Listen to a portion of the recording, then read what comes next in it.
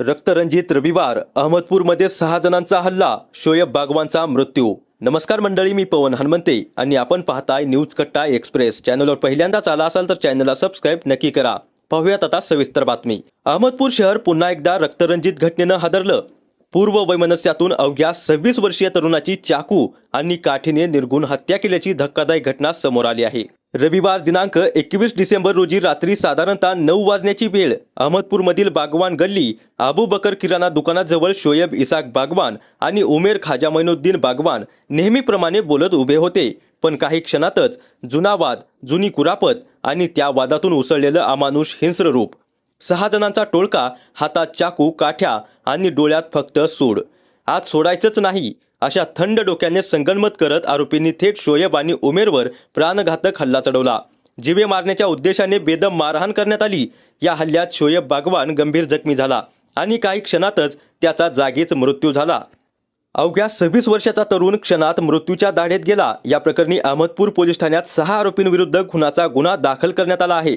संशयित आरोपींची नावे सिकंदर खलील शेख, समीर खलील शेख, आमिर खलील शेख, कलीम खलील शेख, गनिबी शेख, मालन बबलू शेख, राहणार सर्व अहमदपूर। या 6 पैकी 2 आरोपी जखमी अवस्थेत रुग्णालयात उपचार घेत आहेत, तर 4 आरोपी सध्या फरार आहेत। फरार आरोपींच्या शोधासाठी पोलिसांची विशेष पथके रवाना करण्यात आली आहेत। या प्रकरणी गुन्हा रजिस्टर नंबर 830/2025 भारतीय न्याय संहिता 2023 अंतर्गत कलम 103(1), 118(2), 189(2), 191(2), 191(3), 190, 351 आणि 352 अन्वये गुन्हा दाखल आहे।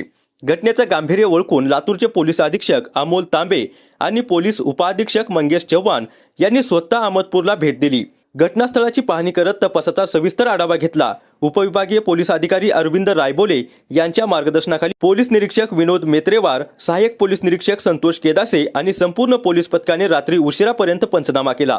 शहरात कोणताही अनुचित प्रकार घडू नये म्हणून कडक पोलीस बंदोबस्त तैनात करण्यात आला आहे। पण प्रश्न मात्र कायम आहेत। अहमदपूरमध्ये कायदा सुव्यवस्था खरंच सुरक्षित आहे का? पूर्व वैमनस्याची दहशत तरुणांचे प्राण घेईपर्यंत पोहोचते आहे का? फरार आरोपींना पोलीस कधी जेरबंद करणार आणि पीडित कुटुंबाला न्याय कधी मिळणार? या खळबळजनक हत्याकांडावर आम्ही लक्ष ठेवून आहोत। अधिक अपडेटसाठी आमच्या चॅनलला सबस्क्राइब करा आणि हा व्हिडिओ जास्तीत जास्त शेअर करा।